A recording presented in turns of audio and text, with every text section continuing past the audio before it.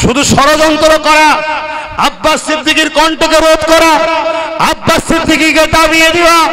তাহলে শুনে রেখে দেন, কে বড় হবে কে ছোট হবে, কে ক্ষমতায় আসবে কে হেরে যাবে, এটা কোনো মানুষের হাতে নাই, এই ক্ষমতা স্রষ্টার হাতে আছে। সেই স্রষ্টা যদি আমাকে উপর দিকে তুলতে চায়, আমাকে যদি ক্ষমতা দিতে চায়, আমাকে যদি ইজ্জত দিতে চায়, আপনি কেন ফেরাউন পারেন, নমরুদ পারেন? আপনার বর্তমান সরকার কেন্দ্রের সরকারের সঙ্গে মিলে তো আছে, উভয় মিলে আমাকে কখনো দাবাতে পারবে না বলে দিয়ে গেলাম।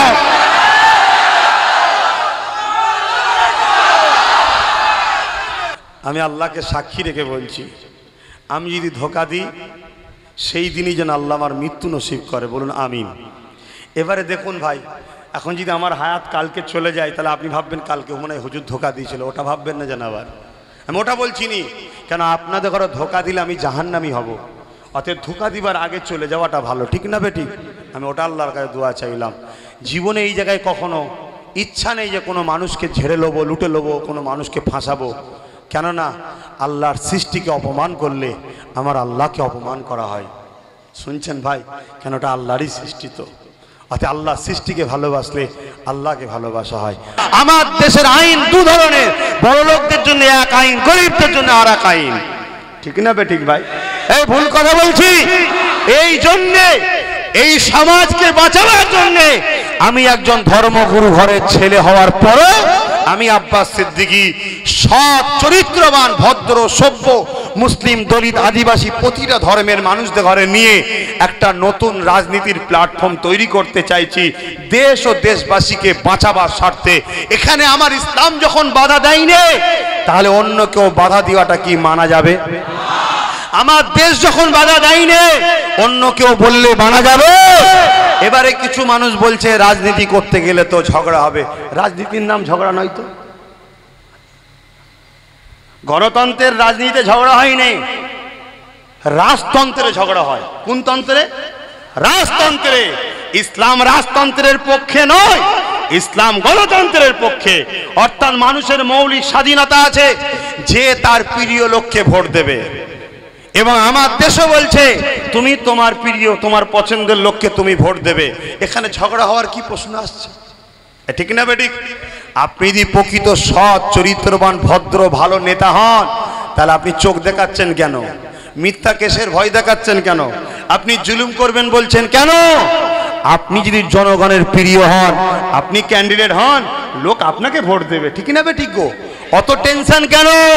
আর আপনি যদি আমফানের টাকা ঝেড়ে খেয়ে থাকেন, তাহলে আপনার তো পতন হবে ভাই। আপনি যদি সারদার টাকা খেয়ে থাকেন, আপনার তো পতন হবে। আপনি যদি নারদায় পেশে থাকেন, আপনার পতন হবে। আপনি যদি কাটমানি খেয়ে থাকেন, আপনার পতন হবে। আপনি যদি পরের মেয়েকে নিজের মেয়ে না মনে করতে পারেন, আপনার পতন হবে। আপনি যদি লোককে মিথ্যা মামলায় জেলে দেন, আপনার পতন হবে। আপনি যদি পরের জমি দখল করে ঘর করেন, আপনার পতন হবে, ঠিক না বেঠিক? আর আপনি যদি মানবপ্রেমিক হন, সমাজপ্রেমিক হন, মানবের সেবা করে থাকেন, লোকের অধিকারকে পাইয়েছেন, রাত ভালোটা একটাই জনগণ ডেকেছে, আপনাকে পাশে পেয়েছে, লোকের অ্যাম্বুলেন্স থেকে শুরু করে সমস্ত রকম সেবা দিয়েছেন, আব্বাস সিদ্দিকী যতই চিল্লাক না কেন, আপনাকেই জনগণ ভোট দেবে, ঠিক না বেঠিক? কারণ ইসলাম সর্বসময় ন্যায়ের পক্ষে থাকতে বলেছে, সত্যের পক্ষে থাকতে বলেছে। আপনি যদি চরিত্রওয়ালা হন, সত্যবাদী হন, ন্যায়ের পক্ষে থাকেন, আব্বাস সিদ্দিকী আপনার বিরোধী করে, এটাও ইসলাম বিরোধী হবে। আর আপনি যদি চোর হন, ডাকাত হন, বদমাইশ হন, রেপিস্ট হন, আপনার পক্ষে যে আব্বাস সিদ্দিকী যায়, এটাও অন্যায় হবে।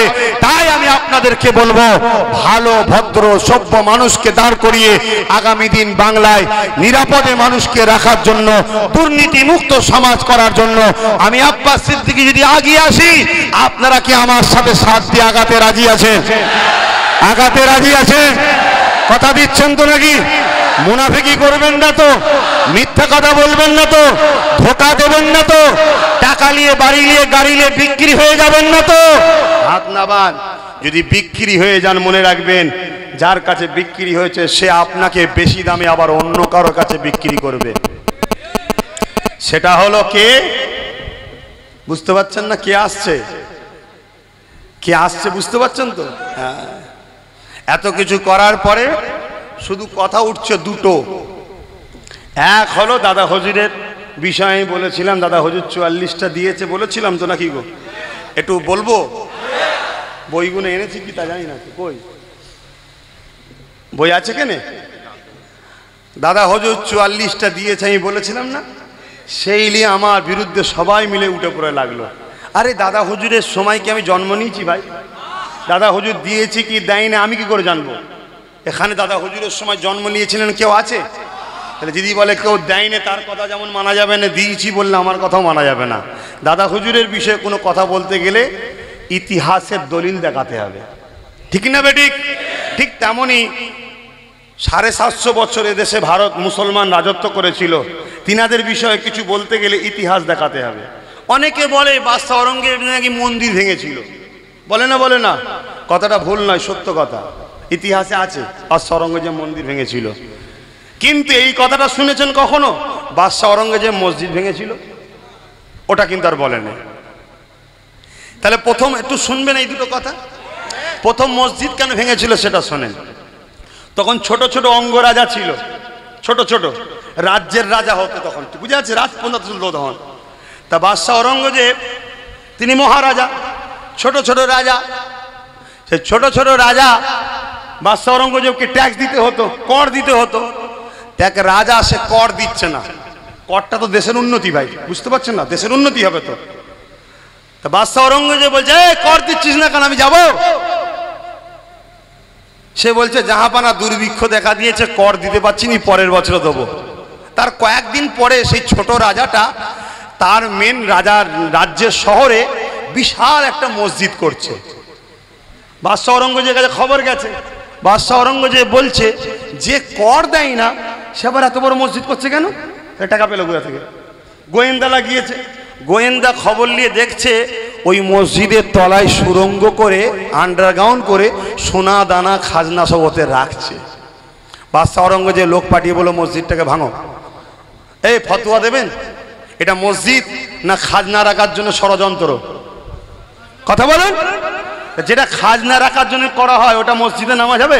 ওটা মসজিদ নয়, দেখতে মসজিদ। তাহলে মন্দির কাকে বলে?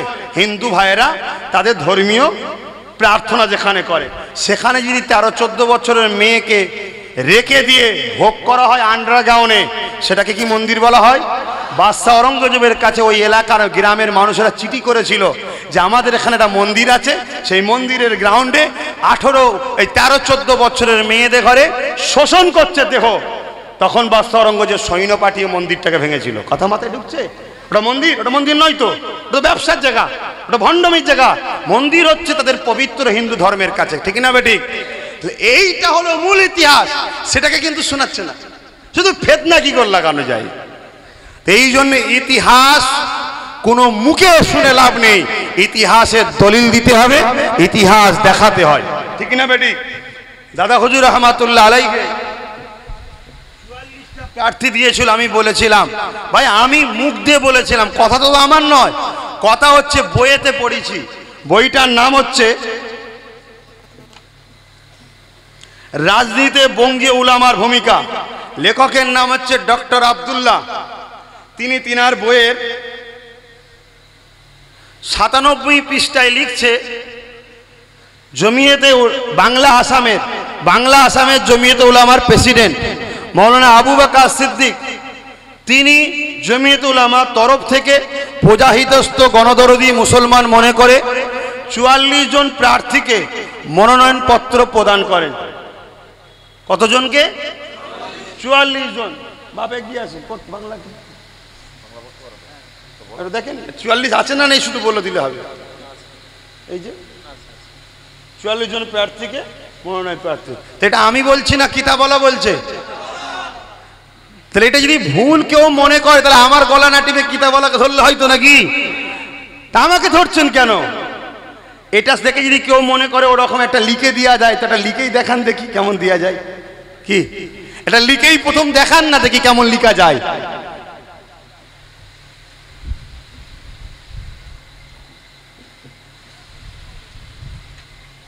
ওই একটা নয়, আরো রয়েছে।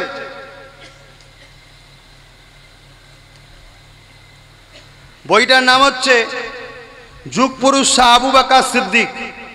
লেখক মৌলানা বাহাউদ্দিন সাহেব নাম শুনেছেন? তিনি লিখছে 249 পৃষ্ঠা, ফুরফুরা শরীফে যাবেন, বই নেবেন, দেখে নেবেন, 249 পৃষ্ঠা খুঁজে পেয়ে যাবেন। যুগপুরুষ শাহ আবু বকর সিদ্দিক সেই বইয়ে লিখছে, শাহ আবু বকর সিদ্দিক জমিয়তুল উলামা বাংলা আসামের তরফ থেকে প্রজাহিতস্থ জনদরদি মনে করে 44 জন প্রার্থীকে মনোনয়নপত্র দেন। কি গো বাবা, আছে তো নাকি? কথা বুঝে আসছে? তাহলে এই বইটা আমি লিখেছি। কে লিখেছে? মৌলানা বাহাউদ্দিন। অতএব এইটা যদি ভুল হয় আমার দোষ, তাকে যে ধরুন, ঠিক না বেটি? এই বইটা কার? পশ্চিমবঙ্গ সরকারের। এই বইতে 47-48 পৃষ্ঠায় লিখছে, ফুরফুরার মৌলানা আবু বকর সিদ্দিক তিনি রাজনৈতিক চেতনা সম্পন্ন ছিলেন, তিনি নিজেও রাজনীতি করতেন। কি বলছেন? করতেন। ও আলেমদের ঘরে রাজনীতি করাতে উৎসাহিত করতেন। যারা 44 বলাতে আমার বিরোধী করলো, এখানেও যদি কোনো ভদ্রলোক থেকে থাকে, ভদ্র ভাষায় তেনাদেরকে বলবো, যদি প্রকৃত দাদা হুজুরের জন্য লড়াই করে থাকেন, তাহলে এই বইটাতে দাদা হুজুর রাজনীতি করতেন প্রকাশ্য বলছে পশ্চিমবঙ্গ সরকার। যদি দাদা হুজুরের জন্য যদি লড়াই হয়, তাহলে এই বইটার বিরোধী করে পশ্চিমবঙ্গ সরকারের কাছে কৈফিয়ত নেওয়া দরকার। এটাই হবে প্রকৃত দাদা হুজুরের প্রেমিক। আর যদি বলেন যে না, শুধু ষড়যন্ত্র করা, আব্বাস সিদ্দিকীর কণ্ঠকে রোধ করা, আব্বাস সিদ্দিকীকে দাবিয়ে দেওয়া, তাহলে শুনে রেখে দেন, কে বড় হবে, কে ছোট হবে, কে ক্ষমতায় আসবে, কে হেরে যাবে, এটা কোনো মানুষের হাতে নাই। এই ক্ষমতা স্রষ্টার হাতে আছে। সেই স্রষ্টা যদি আমাকে ওপর দিকে তুলতে চায়, আমাকে যদি ক্ষমতা দিতে চায়, আমাকে যদি ইজ্জত দিতে চায়, আপনি কেন ফেরাউন পারেন, নমরুদ পারেন? আপনার বর্তমান সরকার কেন্দ্রের সরকারের সঙ্গে মিলে তো আছে, উভয় মিলে আমাকে কখনো দাবাতে পারবে না বলে দিয়ে গেলাম।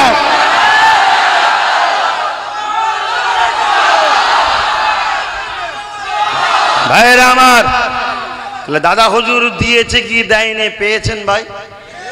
যদি কেউ মনে করে আমি ইসলামকে 100% মানবো, তাকে রাজনীতি করতে হবে। শুনছেন? যদি সে বলে আমি রাজনীতির বিষয়ে মাথা গলাবো না, করবো না, সে ইসলামকে 100% মানতে পারলো না। মাথায় ঢুকছে তো নাকি? মুরব্বীদের যাচ্ছে মাথায়। এবারে ভাই, ফরজে কেফায়া পর্যন্ত গ্রামের একজন জানাজায় হাজির হলে সবার আদায় হয়ে যায় না? তা আমার পাড়ার যদি একজন ভালো লোক করে, তাকে যদি আমি সাপোর্ট করি, আদায় হয়ে গেল। ইতিপূর্বে অনেক পীর সাহেব পীরজাদারা রাজনীতি করেছে না করেনি? করেছে না করেনি? দেখেন নে, অনেক পীর সাহেব এসে বলেছে এনার হাতটাকে মজবুত করবেন। এটা রাজনীতি নয়? ওটা তো রাজনীতি।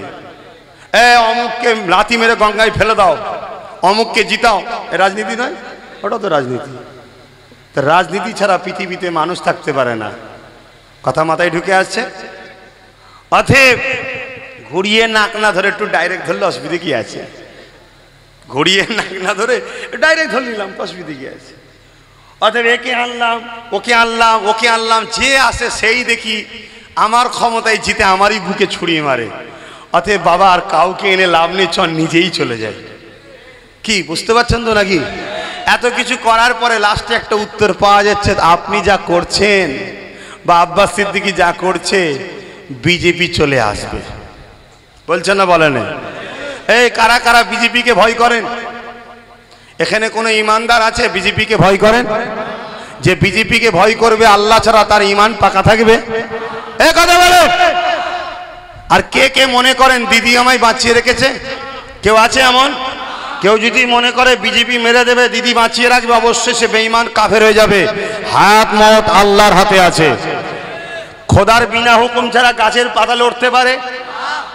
কথা বলেন, লড়তে পারে? এবার যদি কেউ গাছে উঠে দাল্লারে আলাদা কথা, আমি হাওয়ার কথা বলেছি। খোদার বিনা হুকুম যখন গাছের পাতা লড়তে পারে না, এত বড় বিশাল ভারতবর্ষে কে প্রধানমন্ত্রী হবে? সৃষ্টিকর্তার বিনা হুকুমে হয় নাকি? তাহলে সৃষ্টিকর্তার হুকুমে যখনই হয়, তাহলে বিজেপি প্রধানমন্ত্রী হয়েছে, এটা কে করেছে? এটা আল্লাহই করেছে। তা আল্লাহ ও লোকটাকে প্রধানমন্ত্রী করলো কেন? যে রেল বিক্রি করছে, ট্রেন বিক্রি করছে, এয়ারপোর্ট বিক্রি করছে, প্লেন বিক্রি করছে, তাকে করলো কেন? একটা কারণে করেছে। আমার আল্লাহ কোরআনে বলছে, যখন তোমরা আমাকে আর আমার হাবিবকে ভুলে জালিমদের দলভুক্ত হবে, আমি আল্লাহ তখন তোমাদের উপরে জালিম রাজা বসিয়ে তোমাদেরকে শিক্ষা দেবো। কথা বুঝে আসছে? আতে সুদরে যদি যাও হয় 21-এ রুকে যেতে পারে, আর এই সুদরে যদি এখনো নাও যাও, কাফের মুনাফিক জালিমদের পিছনে যদি ঘোরো, তাহলে 21-এ আসছে মৌলানা সাহেব, চিন্তা করতে হবে না। কথা বুঝে আসছে? আর কে আনবে? ওসিলাইনি হবে, কিন্তু খোদার বিনা হুকুম ছাড়া তো হয় না। কথা বুঝে আসছে? আচ্ছা, আল্লাহর উপরে বিশ্বাস আছে তো নাকি? তাহলে আব্বাস সিদ্দিকী বিজেপি আনছে তো? হ্যাঁ, এসব শোনা যাচ্ছে তো। ভাই আমি কি করেছি? বিজেপি চলে আসবে না? আপনি রাজনীতির কথা বলছেন। ভাই 19-এর আগে কখনো রাজনীতির কথা বলেছি? আপনাদের এই স্কুল মাঠে জলসা করেছি দুবার, আপনারা শোনেন নে? এই স্কুল মাঠ এখানে আছে না? হ্যাঁ প্রীতি ভাই, জলসা শুনেছেন তো? রাজনীতির কথা বলেছিলাম? জোরে বলেন, বলেছিলাম? আজকে হঠাৎ বলছি কেন? তা আমি বিজেপি চলে আসবে না চলে এসেছে একটু বলবেন ভাই? 19-এ বিজেপি আসলো 18টা, তখন আব্বাস সিদ্দিকী রাজনীতি করেছিল? তাহলে বিজেপি কি আব্বাস সিদ্দিকী আনলো? তা কে এনেছে বুঝতে পারছেন তো? খুব সাবধান। সিবিআই আসলো কলকাতায়, দিদি গেল দিল্লিতে, মনে নেই? সিবিআই আসলো কলকাতায় আর দিদি গেল দিল্লিতে। দিদিও পৌঁছে গেল, সিবিআই পালিয়ে গেল। তার মানে কি ভাই? যে চিন্তা করবেন না, 19-এ হাফ দেবো, 21-এ ফুল দিয়ে দেবো, আপনি চিন্তা করবেন না, তাই তো নাকি? হতে পারে না? পারে না? আচ্ছা বলুন তো দেখি, এই গ্রামের পাহারাদার আমাকে করেছেন, 18 বার চোর পড়ে গেছে, আমাকে আবার রাখবেন পাহারাদার হিসাবে? রাখবেন? তথাপি এত ভালোবেসে ফেলেছিলাম দিদিকে, আমি তাও বলেছিলাম যে আসেন আপনাকেই রাখবো, কিন্তু আপনার সাথে আমার 44টা রাখবো। কথা বুঝছেন না? কিন্তু দেখলাম ওনার লোকই বারবার আমার লোকেদেরকে মারছে, তাই ডিসাইড করে নিয়েছি আর নয়, 294টাই টার্গেট করেছি। কথা বুঝে আসছে? যা 294টাতে ইনশাল্লাহ লড়বো, আর 44 নয়। কেন? অনেক ভালোবেসেছিলাম বলে অনেকবার সুযোগ দিয়েছিলাম, কতবার মারলো আমার ছেলেগুলোকে, কতবার জেল খাটালো। আমি মারতে পারিনি ভাববেন না? ওরে আল্লাহ, প্রচুর পিটাতে পারি। যদি বলে দিই একবার না যে ছেড়ে দিলাম, বাংলার অর্ধেক গ্রাম থেকে টিএমসি পার্টির লোকেরা পালাতে বাধ্য হয়ে যাবে। কিন্তু এই মারপিটটা তো সমাধান নয়, মারপিটটার নাম গণতন্ত্র নয়, বিরোধী থাকার নাম গণতন্ত্র। কেউ যদি দুষ্কৃতি করে, দুর্নীতি করে, আমিও করবো, এটা তো সমাধান নয়। কিন্তু তার সাথে বন্ধুত্ব যে করতে চেয়েছিলাম, সেই ব্যাপারটাতে হাত তুলে নিয়েছি। আর না, ভুল করেছি নাকি ভাই? এবারে এসুন, বিজেপি চলে আসবে, এই ব্যাপারটাতে একটু বলি ভাই। এই গ্রামের পাহারা দিচ্ছি আমি, আর চোর পড়লে দোষ দেবো কুতুব ভাইকে, এটা মানাবে? পশ্চিমবাংলার দায়িত্বে আপনি, বিজেপি ঢুকছে, দোষ আব্বাস সিদ্দিকীর। কি কথা? হ্যাঁ, পঞ্চায়েত ভোটে দেখলাম বিরোধী শূন্যর নামে বাম কংগ্রেসকে পিটালো, কি মার মারলো লোকগুলোকে, ঘর বাড়ি ভেঙে দিল, মার্ডার পর্যন্ত করে দিল, আর বিজেপি নমিনেশন জমা দিচ্ছে, বাধা দিল না। তার মানে কি? বকলমে ওইটাই যায়, এটাই এলে হবে না। ঠিক না বেটি? অলরেডি ভাঙর নাম শুনেছেন?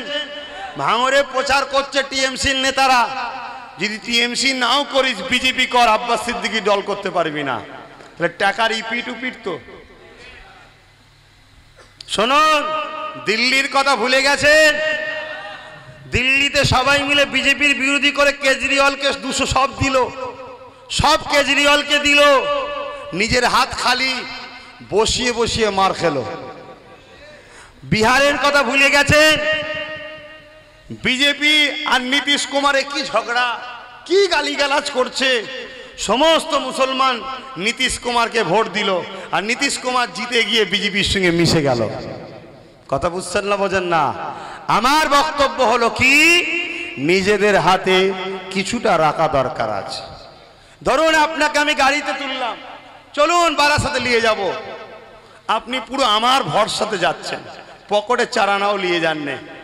বারাসাতে গিয়ে আমি যদি ছেড়ে দিই আপনাকে, ধোকা দিয়ে যদি দিয়ে ফেলি কি হবে? ইতিপূর্বে ধোকা খেয়েছেন না খাননি? 10,000 শিক্ষা প্রতিষ্ঠান পেয়েছেন, ফুরফুরায় রেলে করে যান তো? উন্নয়ন পরিষদ হয়েছে তো? 15% সংরক্ষণ পেয়েছেন তো? মুসলিমদের অকাপ সম্পত্তি ফিরে পেয়েছেন তো? হিন্দু ভাইয়েরা দেবত্ব সম্পত্তির অধিকার পাই তো? জল জমি জঙ্গলমহল আদিবাসী দলিতরা পাই তো? তাহলে ওয়াদার বেখেলাফ হয়েছে না হয়নি? তো এরপরে ধরুন তার গাড়িতে চেপে আপনি কলকাতায় গেলেন, তার উপরে পুরো বিশ্বাস করে সে বলল ভাই না, আর পালিয়ে গেল, তাহলে হেঁটে মরতে হবে তো? আমার বক্তব্য হলো বন্ধুত্ব জায়গায় থাক, নিজের পকেটেও কিছু টাকা থাক না, যদি না পেয়ে দেয় গাড়ি ভাড়া করে চলে আসবো, ঠিক না বেঠিক?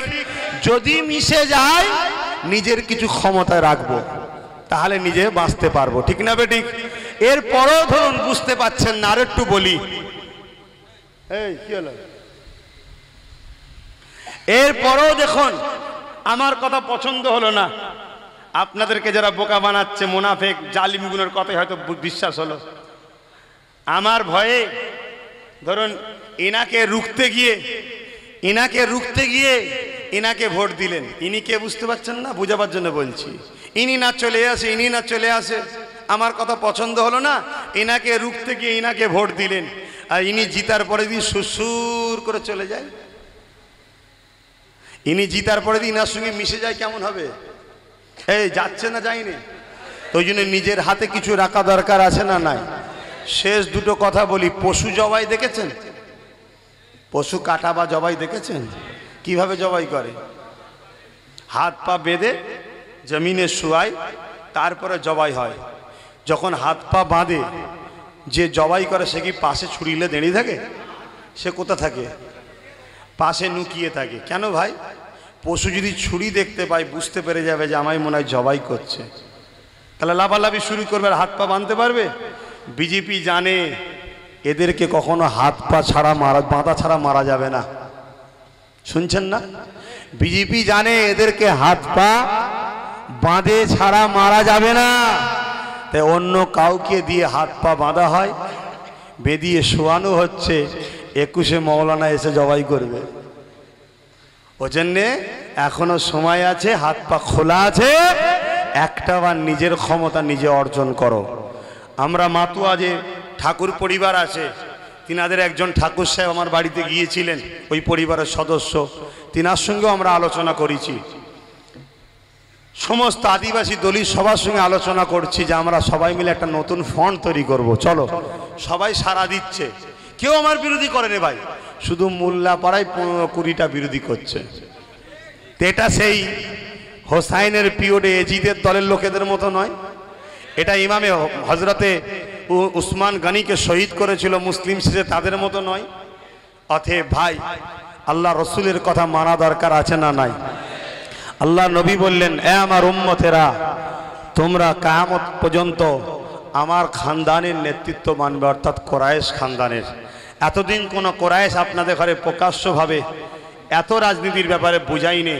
আজ যখন সেই কোরাইশ পরিবারের সদস্য আপনাদেরকে, আপনাদের মা বেটিদের ইজ্জতকে বাঁচাতে গিয়ে বুঝাচ্ছি, আমার কথা মেনে নেওয়া দরকার আছে না নাই? শত শেষ কথা হলো, এতগুলো লোক রয়েছে, কাউকে আমি কুকুর বলতে চাইছি না, বুঝাবার জন্য বলছি। হয়তো দুটো কুকুর আসলো, ঘেউ ঘেউ করবে না? কেন ভাই? এত লোক তো। আর যদি একটা লোক থাকে কিন্তু হাতে যদি লাঠি থাকে, ঘেউ ঘেউ করবে। তাহলে আমরা এত থাকার পরও ঘেউ ঘেউ শুনছি 73 বছর, কেন? আমাদের লাঠি একটাও নেই, অর্থাৎ আমাদের এমএলএ, আমাদের মন্ত্রী একটাও নেই। দিদি নিজে স্বীকার করেছে, টিএমসি পার্টিটাকে জিতিয়ে রেখেছে মুসলমান, 22টা সিট দিয়েছে ওরা, তাই মুসলিম তোষণ করব, যে গরু দুধ দেয় সে গরু লাথি খাবো। আপনি যখন বুঝলেন জিতিয়ে রেখেছি আমরা, তাহলে মুখ্যমন্ত্রী আপনি হলেন, স্বরাষ্ট্রমন্ত্রীটা আমাদের দেওয়া দরকার ছিল তো। আমরাই যখন জিতিয়েছে, ঠিক আছে, স্বরাষ্ট্রমন্ত্রী যখন আপনি নিলেন, অর্থমন্ত্রীটা তো আমাদের দেওয়া দরকার ছিল। ঠিক আছে, অর্থমন্ত্রী আপনি নিলেন, শিক্ষামন্ত্রীটাও তো আমাদের দেওয়া দরকার ছিল। ঠিক আছে, ওটাও নিলেন, পরিবহন মন্ত্রী তো আমাদের দেওয়া দরকার ছিল। মেন পদগুলো সবই তো আপনার, তাহলে আমরা খেটে মরবো আর খেয়ে মরবেন আপনারা? এই ভাই আমার কথা খারাপ লাগছে? এরপরেও যদি কেউ মনে হয় আমি ওই জালিমেরই তাবেদারি করব, করতে পারেন, আমি আপনাকে জুলুম করছি না। আর কারো যদি মনে হয় যে না খানদানে রসুলের সঙ্গে দল করব, তাকে আমি ওয়েলকাম দিচ্ছি, চলে আসো, তুমি প্রধান হওয়ার যে পদেই থাকো ফিরে আসো। আমরা নতুন একটা সমাজ তৈরি করব, যেখানে মানুষের সেবা হবে, দেশের সেবা হবে, যেখানে মুসলিম, হিন্দু, দলিত, আদিবাসী নয়, অসহায়কে আশ্রয় আমরা দেবো। এই মহান কাজে মানব সেবা, দেশ সেবা, এটা মহান কাজ। এই কাজে আগামী দিন আমার সাথে সাথ দিয়ে কারা এগিয়ে যেতে রাজি আছেন হাত তুলে দেখা। ভাইয়েরা আমার কথা শোনো, এই যে হাত গোনো, সত্যকে প্রতিষ্ঠিত করতে গেলে শয়তানের বাধা আসবে না? আসবে না? জেল খাটতে পারবে তো? মার খেতে পারবে তো? হাত নামাও। কখনো কখনো শয়তান জব্দও করতে হয়। কথা বুঝে আসছে? তিনটে কথা বলে গেলাম, মাথায় রাখবেন। কি গো যুবকরা, সাথ দেবে তো? তিনটে কথা। নাম্বার 1, আমার দুশ্মন বাড়ছে না কমছে? ভাঙড়ে কি হয়েছিল জানেন তো?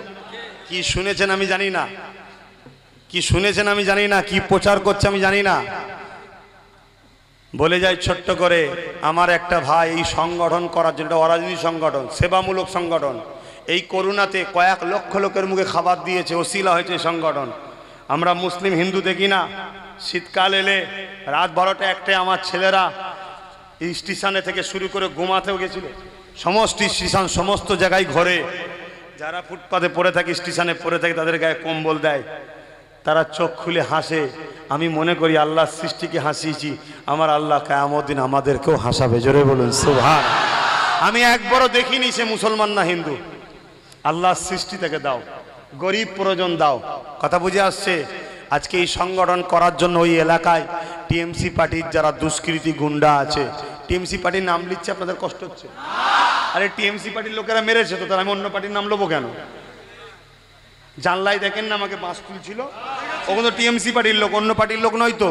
তাহলে আমি আমার বাপ, আমার মা, আমার বোন, আমার ভাইকে বুঝাবো না যে আম্মা তোমার ছেলেকে টিএমসি পার্টির লোকেরা মেরেছিল, ওদেরকে আর ভোট দিওনি? আমার আব্বাকে বলবো না আব্বা তোমার ছেলেকে টিএমসি পার্টির লোক লাঠি তুলেছিল, ওদেরকে ভোট দিওনি? এ যুবক, এ আমার বোনেরা, তোমার নবীর খানদানের বাচ্চা তোমাদের ভাইকে, যাদের সঙ্গে আখিরাতে জান্নাতে যাওয়ার স্বপ্ন দেখেছো না দেখোনি, তাদেরকে টিএমসি পার্টির লোকেরা লাঠি তুলে মারছিল, জানলা ছিল বলে, তাই না হয়তো মাথায় ফেটে যেত। টিএমসি পার্টির লোক করেছে, এটা বলবো না আমি?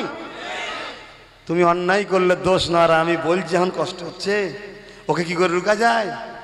ওদেরকে বাদ দে, শাস্তি দে, বাদ দে। আমি এসে বলবো ভাই টিএমসি যারা গুন্ডাগিরি করেছিল, টিএমসি পার্টির নেতা তাকে বাদ দিয়ে দিয়েছে, অতএব ভাই ওই ব্যাপারটা ক্লোজ কর দাও। কি ঠিক না বেটি? তুমি তাকে বলবে এখনো তুমি চালিয়ে যাও, আর ইমানদারদের ভোট লবো, দাদা হুজুরের মুরিদদের ভোট লবো, আমার মা, আমার বাপ, আমার ভাই বোনের ভোট লবো। এই যদি মনে করে যে এদের কাছে ইমানের থেকে আগে 2 কিলো চাল, একটা সাইকেল, তাহলে সরকার ভুল করছে না ঠিক করছে? আমরা পেটের জ্বালায় হ্যাঁ বদমাইশি করছি ঠিকই, লোভে পড়ে অন্যায় করছি ঠিকই, কিন্তু তা বলে আমরা বেঈমান নয়। ঠিক না বেটে? এই ফুরফুরা শরীফ থেকে এই কংগ্রেসকে হারিয়েছিল, এই ফুরফুরা শরীফ থেকে কিন্তু বামকেও হারিয়েছিল, সেই ফুরফুরার পিছনে লেগেছে। ইনশাআল্লাহ এরও পতন হবে, ধ্বংস হবে। বলুন আল্লাহুম্মা আমিন। আরো জোরে বলুন আল্লাহুম্মা আমিন।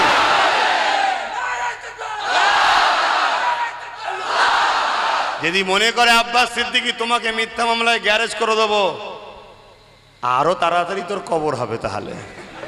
ঠিক না বেটি? আরো তাড়াতাড়ি পতন হবে, আরো তাড়াতাড়ি ধ্বংস যাবি। ঠিক না বেটি? তো ভাইয়ের আমার কি কথা বলছিলাম, হ্যাঁ, তা আমি ওই ভাইটাকে দেখতে গিয়েছিলাম। আজকে আপনার গ্রামে একটা ছেলে ভালোবাসে, যদি বিপদে পড়ে তারপর জুলুম হয়, আমি দেখতে আসতে পারি না? এই অধিকার আমার দেশ দিয়েছে না, দেয়নি? এটা অন্যায় করছি? সেখানে আমি দেখতে গেছি, গিয়ে তার বাড়িতে বসেছি, যে বাড়িটা জানলাতে লাঠি মারছিল ওর বাড়ি, ওর বাড়িতেই বসেছিলাম। এবারে আশপাশে ওই গ্রামের লোক ভালোবাসা শুনেছে, খবর পেয়েছে, এসেছে। গোটা 50 জন ছিল গ্রামের, কিন্তু আমি সাথে করে কাউকে নিয়ে যাইনি। 5 জন ছিল আমার সাথে। কথা বুঝে আসছে? 5-6 জন হয়, 5 জন ছিল, অনেকদিন হয়ে গেছে। তোদের বক্তব্য হচ্ছে তোমাকে থাকা যাবে না, চলে। আরে আমি আমার ভাইকে দেখতেছি, তোর অসুবিধা হচ্ছে কেন? ওই গুন্ডা দেশদ্রোহী, ও তো মুসলমান নয় ভাই, আপনারা মুসলমান মনে করেন না, মুনাফেক। সে লোক বল নিয়ে এসে আমার ওপরে হামলা করলো, ঘরে জানলাতে লাঠি ফাটি মারলো, কাদা ছুড়লো, কিছু লোক বললো ঘর সমেত পুড়িয়ে দে। চিন্তা করে এদের চিন্তা ভাবনা, তোমার নবীর খানদানকে, তোমার পীরের আওলাদ কিরা পুড়াতে চায়, এদেরকে আবার ক্ষমতায় আনবে তো তোমরা? দাও না, আনো না, ঘর দিচ্ছে, বাড়ি দিচ্ছে, আনবে না? ও যেন ওদের বাপের টাকাই দিচ্ছে না, হ্যাঁ ওদের টাকা দেয়, আমার দেশের ট্যাক্সের টাকা থেকে দিচ্ছে, আমাদের ট্যাক্সের টাকা থেকে দিচ্ছে। কথা বুঝে আসছে? সবচেয়ে বড় কথা, কেউ যদি বলে বাড়ি দিয়েছি, বাড়ি দিয়েছি, গাড়ি দিয়েছি, একটা কথা বলবে, তোকে ভোট দিয়ে আরবপতি করে দিয়েছি। ছিটে বেড়ার বাড়ি ছিল নেতা সাহেবের, ভোট দিয়ে 2 কোটি টাকার মালিক হয়ে গেল, ঠিক না বাড়ি? অত ওর ঋণটাকে শোধ কর। এখনো তোর ডেট রয়েছে, যতক্ষণ না তুই হারছিস ডেট এক্সপায়ার হয়নি। এখন যদি বলি আব্বাস সিদ্দিকীর কাছে যাচ্ছি, এটা দেবো না, ওটা দেবো না, তোর ডেট তখন এক্সপায়ার হয়নি রে। যে ভোটটা দিয়েছি ওই ডেট এখনো রয়েছে, ঠিক না বেটি? আগে ডেটটা এক্সপায়ার হোক, তারপর তার কথা হবে। কথা বুঝে আসছে তো ভাইয়েরা আমার? তা আমি গেলাম, এই অবস্থায় লাঠি সুটাই করলো। তার মধ্যে কয়েকজন এসে ক্ষমা চেয়েছে, নিশ্চয়ই দেখেছেন। আল্লাহর হুকুম হয়েছে, ঘরে গেছে, মেন্টাল সমস্যা হয়ে গেছে। তো যাই হোক, বাড়ি থেকে সবাই বলেছে যা, ও হয়তো কম পাপি ছিল, তো আল্লাহ হিদায়ত করেছে। প্রথম যে লাঠিটা তুলেছিল, তো এসেছে, আমার কি উচিত? মাফ করে দিও তো। আজকে তাকে মাফ করে দিয়েছি। আজকে সেই ছেলেটা মুখে দাঁড়িয়ে রেখে 5 ওয়াক্ত নামাজ পড়ছে, জোরে বলুন সুবহানাল্লাহ। তাহলে ওদের সঙ্গে থাকলে ফাংশনে নিয়ে যাবে, ওদের সঙ্গে থাকলে মাতাল করবে, ওদের সঙ্গে নিয়ে গেলে চুরি করাবে, ওদের সঙ্গে নিয়ে গেলে গরিবকে লুটাবে, ওদের সঙ্গে নিয়ে গেলে এতিমের জমি দখল করাবে, আর লাস্টে তোমাকে ভাড়া দেবে 150 টাকা, 200 টাকা, 500 টাকা। আর আল্লাহ শুকর, যদি একটা বার এই বাচ্চার কথা বিশ্বাস করে বাপেরা মায়েরা, ভাইয়ের কথা বিশ্বাস করে ভাই বোনেরা জিতাতে পারে, শুধু একা সম্পত্তি দখল করতে পারি, একটা কেউ গরিব থাকবে না, ওই পয়সা তোমাদের হালাল নেওয়া হবে, সবাই আল্লাহ করে ধনী হয়ে যাবে। বলো ইনশাআল্লাহ। একটা বার জিতানো যাবে তো ইনশাআল্লাহ? বলুন আলহামদুলিল্লাহ। কিন্তু হার জিত কার হাতে? আমি আল্লাহর কাছে দোয়া চাই, আল্লাহ যেন আমাদেরকে জিতাই। বলুন আমিন। কিন্তু চেষ্টা করা কার কাজ? আমাদের। তো ভাইয়েরা আমার, তাহলে আমাদের হাতে লাঠির দরকার আছে, ঠিক না বেঠিক? তা আমি আর কথা বাড়াচ্ছি না, কারণ অনেকক্ষণ আপনারা দাঁড়িয়ে আছেন কষ্ট করে। আসুন একটু ছোট করে দোয়া হবে। হুজুর কেবলার স্মরণে মাহফিল। বিসমিল্লাহ শরীফের সঙ্গে 11 বার দুরূদ শরীফ, 3 বার সূরা ফাতিহা শরীফ, 10 বার সূরা ইখলাস শরীফ। তার আগে যে জন্য দাঁড়িয়েছিলাম, সেই দাঁড়িয়ে দাঁড়িয়ে আলোচনায় শুরু হয়ে গেল। একটু সালাত ও সালামে নবী সালাম ইয়া রাসূল সালাম ইয়া হাবিব সালাম সালাওয়াতুল্লাহ। আমার আব্বা ভাইরা, তাহলে আমার দুশ্মন বেড়েছে তো, আমার কিছু হলে আপনারা ছেড়ে দেবেন নাকি? ছেড়ে দেবেন? তাহলে আমাকে যদি ভালোবাসেন, তাহলে আমাকে গার্ড দেওয়া দরকার আছে না নাই? তাহলে আমাকে যদি সত্যি ভালোবাসেন, গার্ড যদি দিতে চান, সর্বপ্রথম সব থেকে বড় গার্ড হলো যেটা আল্লাহর রহমত, ঠিক না বেঠিক? আল্লাহর রহমতটা আমি পাই, এটা আপনারা চান তো? তাহলে আপনাদের কাজ কি? 5 ওয়াক্ত নামাজ পড়ে আল্লাহর কাছে আমার জন্য দোয়া চাইবেন, ঠিক আছে? আর জাতি ধর্ম বর্ণ নির্বিশেষে প্রত্যেক ধর্মের মানুষ মাইকে দূরে বা সোশ্যাল মিডিয়ায় যদি শুনে থাকেন, অন্য ধর্মের মানুষ আপনি হতে পারেন, আপনি আমার ভারতীয়, আপনি আমার মা হন, আপনি আমার বাবা হন, আপনি আমার বোন হন, আপনি আমার ভাই হন, কেউ না মানুক, আমি মানি, আমি মানি। কেন? আমার মোস্তফা জানে রহমত মেনেছে। গলায় ঠাকুরের মূর্তি ছিল, তাকে মা বলে আদর করে ঘরে নিয়ে গেছে। সেই মোহাম্মদ রসুলের মান্যওয়ালা আমি। ওই IS আল কায়দার লোক আমরা নয়, আমরা মোহাম্মদ রসুলের মান্যওয়ালা, আমরা সুফি এজামের লোক। কথা বুঝে আসছে তো ভাইয়েরা আমার? ইসলামকে বদনাম করার জন্য ইহুদিরা ষড়যন্ত্র করে নকল ইসলামের প্রচার করে। তো সমস্ত মানুষকে বলবো, বা গায়ের ইসলামকে বিশেষ করে বলবো, আপনাদেরই তো 73 বছর সরকার ছিল, মুখ্যমন্ত্রী প্রধানমন্ত্রী সব তো আপনাদেরই। তাহলে আপনাদের উন্নতি করলো না কারা? মুসলমানরা। তো ক্ষতি আমরা করেছি। একটাবার আমার কথা বিশ্বাস করে, এই সন্তানটাকে, এই ভাইটাকে বিশ্বাস করে একটাবার আমার কথা মেনে নেন। আমি কথা দিচ্ছি, আমার প্রত্যেকটা ধর্মের মানুষ, আমার দেশবাসী, আপনাদের সুখে দুঃখে আমি আপনাদের সাথী হয়ে, আপনাদের ভাই হয়ে, আপনাদের সন্তান হয়ে আপনাদের পাশেও আমি দাঁড়াবো।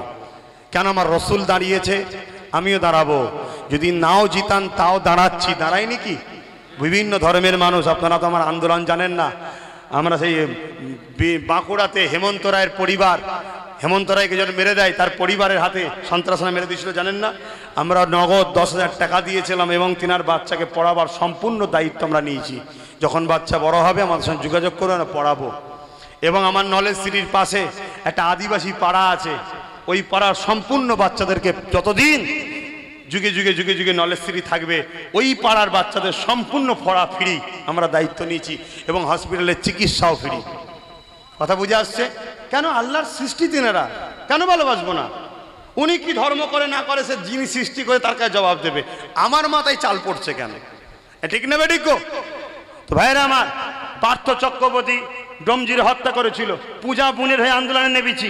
বিভিন্ন জায়গায় গত কয়েকদিন আগে যে বোনটা হলো তিনার হয়েও আন্দোলন করছি। এভাবে বিভিন্ন জায়গায়, এমন করে এই করোনাতে যেটা বললাম, হিঙ্গলগঞ্জে গিয়েছিলাম আমফানের সময়, 1200-1500 লোককে আমরা খাবার দিয়েছিলাম। 1200-1500 কিন্তু আদিবাসী দলিত গরিব ঘরের মা বোন ছিল। আমি একবারও দেখিনি উনি হিন্দু ধর্ম কি ধর্ম। 1200-1500 সবাইকে খাইয়েছি, আমার দেশবাসীকে খাইয়েছি, আমার সৃষ্টিকর্তা সৃষ্টিকে খাইয়েছি। যিনি আমায় তৈরি করেছে তিনি ওদেরকেও সৃষ্টি করেছে। ঠিক না বেঠিক? তাই একটা বার সবাইকে দ্বিতীয় কাজ বলছি, যদি আমার কথা বিশ্বাস হয় তাহলে আমি ভালো কাজ করছি না ভুল কাজ করছি? তাহলে আপনারা নিজেদের মা বাপ ভাই বোন আত্মীয় স্বজন সবাইকে ভেতরে ভেতরে বুঝাবেন যে একটা বার আব্বাস সিদ্দিকীর কথাই ভোট দেবো। মানা যাবে? মানা যাবে? 3 নম্বর কথা হলো চুপচাপ সংসার কাজ কামে থাকুন। পায়ের উপরে পা দিয়ে ঝগড়া করতে চাইবেন, ঝগড়া করবেন না, কিন্তু তাদেরকে চিনে রাখবেন, তাদের লিস্ট তৈরি করবেন। শুনছেন না? শেষ যখন যেদিন ভোটের দিন আসবে সেই দিনটা আপনি আপনার ভোটটা নিজে হাতে গিয়ে দেবেন। কি দেবেন না? দেবেন না? যদি বলেন যে আমাদেরকে তো ভোট দিতে দেয়নি, ভোট হয়ে গেছে, এটা আপনি দেশকে ধ্বংস করছেন, আপনি দেশকে ধ্বংস করছেন। আর যারা আপনাকে ভোট দিতে বাধা দিচ্ছে তারা অবশ্যই দেশদ্রোহী, কারণ দেশ আপনাকে ভোট দিতে বলেছে আর ও বলেছে দিতে হবে না। দেশ বড় না ও বড়? তাহলে দেশের কথা অমান্য করলেন, আপনি চলে এসলেন মাথা হ্যাট করে, আপনি প্রকৃত দেশপ্রেমিক নয়। আপনি যদি প্রকৃত দেশপ্রেমিক হন, জানকে বাজি লাগিয়েও দেশদ্রোহীর জবাব দিতে হবে। হাতে ভোটের দিনে আপনার ভোট আপনি দেবেন, আর আপনার মা আপনার মুরব্বী যারা বয়স্ক আছে নিজেরা নিজেদের মাই মুরব্বীদের নিয়ে যাবেন। ভোটের দিনে অনেক দরদি বেরোয়, দাদুকে আমাকে দাও না। আরে বাবা, সারা বছর খইলি নি, এখন নিয়ে যাবি মানে? এখন আমার দাদু আমার নানা আমার নানি আমি নিয়ে যাবো। ঠিক না বেঠিক? আর একসাথে সবাই বেরোবেন, একসাথে। বাকি সময়ে সময়ে আরও কিছু বলবো, সময় আসলে আসুন একটু আল্লাহ পাকের দরবারে দোয়া চাইব। কিন্তু আল্লাহকে সাক্ষী রেখে একটা সত্য কথা বলতে হবে, আপনারা আমার সঙ্গে ধোঁকা দেবেন না তো? আপনারা আমাকে জিজ্ঞেস করুন, আমি ধোঁকা দেবো? আমি দেবো মনে হয়? আমি আল্লাহকে সাক্ষী রেখে বলছি, আমি যদি ধোঁকা দিই সেই দিনই যেন আল্লাহ আমার মৃত্যু নসিব করে। বলুন আমিন।